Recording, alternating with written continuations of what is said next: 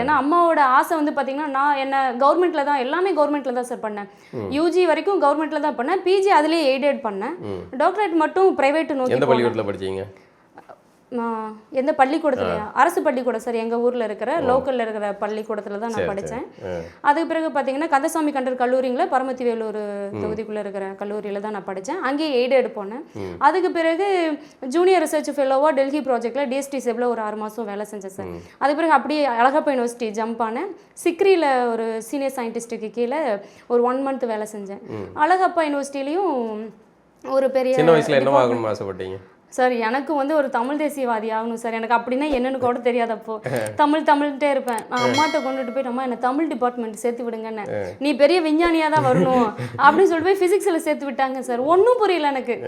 என்ன ஃபிசிக்ஸ் ரொம்ப கஷ்டம், உங்களுக்கே தெரியும். ஏன் உங்களுக்கு அப்போ வந்து தமிழ் தேசியவாதியாக வரணும் சார்? எனக்கு நான் நல்லா கவிதை எழுதுவேன் சார். நான் அப்போல்லாம் பேச்சு போட்டி கட்டுரை போட்டியிலலாம் பார்த்தீங்கன்னா முதல் பரிசு வாங்குவேன். நல்லா பேசுவேன். அதனால எனக்கு தமிழ்ங்கிற ஒரு உணர்வு. ஓகே தமிழ் வேணும் அப்படிங்கிறதுல இருந்துட்டேன். அம்மா இருந்துகிட்டு இருந்தாங்க, இல்லை நீ விஞ்ஞானி தான் ஆகணும், நீ அப்துல் கலாம் ஐயா மாதிரி வரணும், நீ செத்துட்டா 4 பேர் சொந்தக்கார அழுகுறானோ இல்லையோ நாட்டு மக்கள் அழுகணும் அப்படின்னு சொல்லிட்டு அப்புறம் தான் நீ விஞ்ஞானி ஆகணும் அப்படின்னு சொல்லிட்டு. கோமதி சண்முகம் சார், என்னோட ஃபயர் சார். அம்மா தெரியுது, நிறைய புத்தகங்கள் வாசிப்பாங்க சார். அம்மா அந்த பழக்கம் அம்மா இருக்கு.